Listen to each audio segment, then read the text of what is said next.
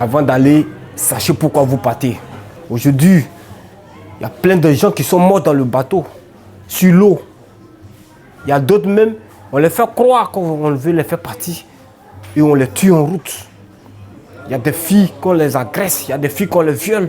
Parce que les vidéos que j'ai vues et tout ce que j'ai entendu, moi, je ne veux plus partir là-bas encore.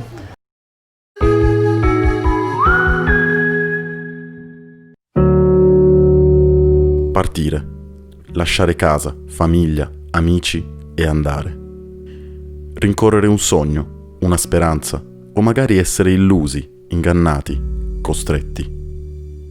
Le storie di chi decide di migrare verso nuovi confini a volte possono prendere direzioni inaspettate.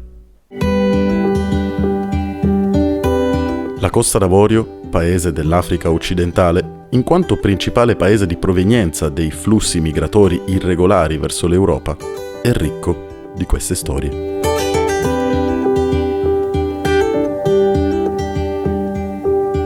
La Côte d'Ivoire est aujourd'hui à la fois un pays de transit, un pays de départ et un pays d'accueil. Donc, la Côte d'Ivoire a une leçon à enseigner au monde sur l'accueil des populations étrangères. L'histoire de l'humanité est une histoire constante des peuples en plein mouvement. Et ça ne va pas changer du jour au lendemain. Les gens vont bouger. On ne peut pas empêcher les gens de bouger. Un po' i giovani vuole sempre partire, è un suo diritto. Partono gli ivoriani come partono gli italiani, come partono tutte le nazionalità. E un po' partono perché, e questo li distingue dall'Italia, perché la famiglia li spinge a partire. Ricevono delle pressioni dalla comunità, dalla famiglia per mancanza di opportunità. Le monde doit travailler le monde en tant qu'humain. Nous, les humains, nous devons travailler à la mise en place d'une sorte de gouvernance mondiale de la migration qui tienne compte des droits fondamentaux. Le respect des droits des migrants n'est rien d'autre que le respect des droits de l'homme. Il viaggio può iniziare in maniera tranquilla e poi può trasformarsi in un incubo. I campi di tortura, i falsi lavori, le ragazze che partono per un lavoro domestico e si ritrovano private del passaporto e schiave nelle famiglie da cui non possono uscire per mesi. Au fondement de la question migratoire, il y a un drame humain. Je suis un migrant venu de la Tunisie. Je suis parti en Tunisie avec la complicité d'un ami qui ne m'a pas dit la vérité. En 2013, j'ai eu des contacts à travers le grand frère de mon ami. Il y a une dame qui est venue me voir. Elle m'a demandé si je pouvais aller en Tunis, qu'il y a un Français qui cherchait un chauffeur à raison de 800 000 par mois. Comme ça que j'ai accepté, je lui ai donné encore 700 000. Ils m'ont fait partir en Tunisie. Parce que ce qu'elle m'a dit ici, ce n'est pas ce que j'ai reçu là-bas. Arrivé en Tunisie, je n'ai jamais conduit de voiture. Mes parents ont décidé de m'envoyer en Europe. Au Maroc, je suis arrivé au Maroc, j'ai payé près de 2 000 € pour pouvoir faire la traversée. On a tenté la traversée, même on est arrivé, même on a fait près de 2 km en mer. La marine marocaine nous a récupérés sur l'eau et nous ont mis même en prison. Et c'est comme ça que je suis parti. Arrivé, mon ami a pris tout ce qui était sur moi et je n'avais rien. Et dans les conditions dans lesquelles je travaillais, il faut dire, ne sont pas agréables. Il faut dire, il y a des endroits que quand tu vas, on prend ton passeport automatiquement. Et quand il a dit non, donne ton passeport, tu vas pas dire dans tel endroit, ils disent non. Tant que tu n'as pas fini le temps que tu es venu faire, ils ne vont pas te donner ton passeport. J'ai travaillé chez un monsieur, Antonio. Il m'a exploité comme un vrai esclave. Non seulement il a changé mon nom, il me donnait un nom qu'il voulait. Je lave la maison, je nettoie la piscine et je ne dormais pas 24 heures sur 24. Il m'a dit de donner le passeport, ils vont faire photocopie. Et chaque fois que je réclame, il me disait après. Non, ils avaient pris mon passeport pour ne pas que je sorte. C'est comme si j'étais un prisonnier. Et quand tu sors, que tu crois à la police t'arrête, on te met en prison. Tu travailles chez le Tunisien, tu vas faire 1 mois, 2 mois pour te donner ton argent, tu viens après, jusqu'à souvent, tu ne gagnes pas ton argent. Là-bas, c'était vraiment une prison parce que je ne peux pas faire de mouvement sans qu'ils ne me demandent où je vais. Donc comme ça, j'ai décidé, j'ai dit non. Un jour, j'ai décidé, j'ai dit non. Il faut que je quitte cet endroit, sinon je risque de mourir là. Et moi, la femme d'Antonio m'a donné les croquettes qu'on donne aux chiens là. Moi, je ne savais pas y manger. C'est après eux-mêmes, les servantes tunisiennes qui ont dit « Ah Claude, Ça, c'est pour chien. Si c'est l'esclavage, l'esclavage. Ma tête me voulait s'exploser parce que je réfléchissais comment je vais faire pour me retenir au pays. Je n'avais plus rien. Pour payer mon billet d'avion, c'était un tas de problèmes. Et c'est comme ça que j'ai croisé une sœur qui m'a dit, il y a une ONG qui peut t'aider, va t'inscrire. Et aussi, ils vont essayer de t'aider pour voir comment tu peux venir. C'est comme ça que je suis parti m'inscrire à OIM en Tunis. Il faut continuer les politiques que nous faisons en Côte d'Ivoire, aider les Ivoiriens qui ont décidé de revenir en Côte d'Ivoire. On a un plan de retour et de réinsertion en Côte d'Ivoire.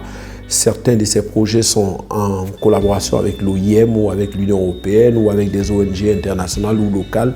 L'IOM lavora con i migranti che si sono ritrovati in situazioni di difficoltà durante il loro viaggio e che esprimono la volontà di tornare a casa. Ci sono persone che tornano dai paesi dell'Africa del Nord, qualcuno che torna anche dall'Italia, ci sono programmi che si chiamano di rientro volontario assistito, sovvenzionati da vari enti, tra cui anche il nostro Ministero.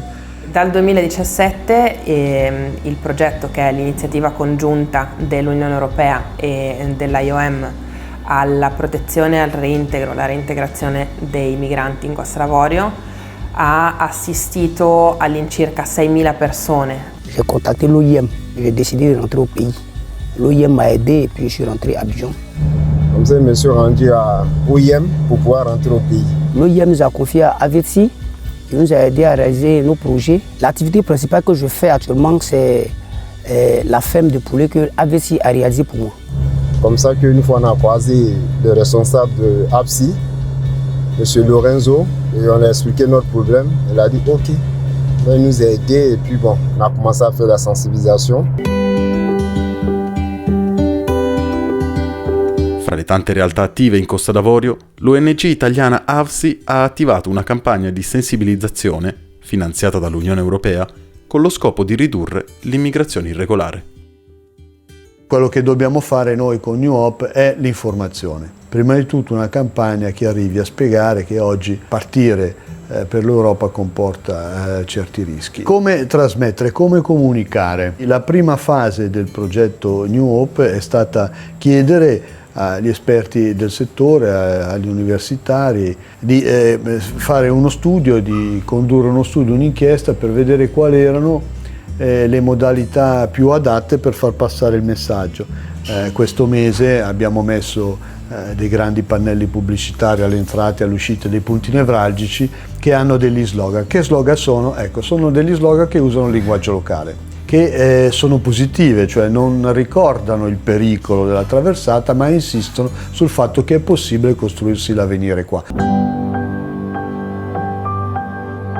Je voulais partir en Europe, pourquoi? Parce que c'est ma maman même qui m'embrouillait beaucoup. Mon oncle, il dit, comme je connais le métier, il a un ami en Italie qui peut m'aider à avoir un travail facilement. Monsieur Tano m'a dit, ah mon petit là-bas est dur, il m'a expliqué les parcours que lui a vécu. Il m'a dit, viens ici. Il y a un ami qui m'a envoyé une vidéo, regarde. Je vois, ils sont là chicoter quelqu'un. Il dit, c'est ça qui se passe là-bas. Donc on dit à nos amis qui veulent partir, on ne leur dit pas de ne pas partir, c'est leur droit de partir. Mais avant de partir, il va falloir qu'ils se renseignent très bien, ils partent dans les ambassades pour prendre les documents. Si l'ambassade leur donne un visa, ils peuvent partir. Mais sur la voie illégale, c'est pas bon. Donc j'aimerais dire à mes frères qui veulent partir à l'aventure qu'on leur dise la vérité. Il n'y a rien à l'aventure, il n'y a rien là-bas. Au contraire, notre pays est très riche. C'est quand j'étais à l'extérieur du pays que j'ai constaté que notre pays était très riche. N'écoutez pas ceux qui vous disent non, si vous venez, votre vie va changer. On va vous donner ceci, on vous promet cela. Vous allez dormir dans des villas, vous allez avoir ceci, cela. C'est du mensonge. Moi, je vous dis, c'est du mensonge. C'est quand tu vas que tu vois la réalité. Tu vois même la vérité. Au début, ma maman, elle voulait que j'aille, mais va, quand tu vas partir, là au moins on aura une vie meilleure. Mais après, j'ai vu que c'était pas facile. Parce qu'il y a des gens même qui prennent votre argent, ils vous déposent sur l'eau. Vous mourrez, d'autres même ils meurent sur l'eau. Elle dit Dieu merci et puis elle dit merci à M. Enantano aussi. Depuis ce jour, je dis, moi, c'est vraiment moi, je n'ai pas besoin d'argent, mais moi, ici, pour décourager tous mes amis. Parce que les vidéos que j'ai vues, et tout ce que j'ai entendu, moi, je ne veux plus partir là-bas encore. Avant d'aller, sachez pourquoi vous partez. Aujourd'hui, il y a plein de gens qui sont morts dans le bateau, sur l'eau. Il y a d'autres même, on les fait croire qu'on veut les faire partir et on les tue en route. Il y a des filles qu'on les agresse, il y a des filles qu'on les viole. Je demande à mes soeurs, mes camarades, mes frères ivoiriens et ivoiriennes d'enlever l'idée de l'Europe, que de rester ici en Côte d'Ivoire. Ils peuvent s'en sortir. S'ils se donnent à fond dans le travail, je pense qu'ils peuvent faire quelque chose de bon. Pas pour aller mourir sur l'eau. Mes frères et sœurs, réfléchissez avant d'aller en aventure. Il faut savoir pourquoi tu t'en vas.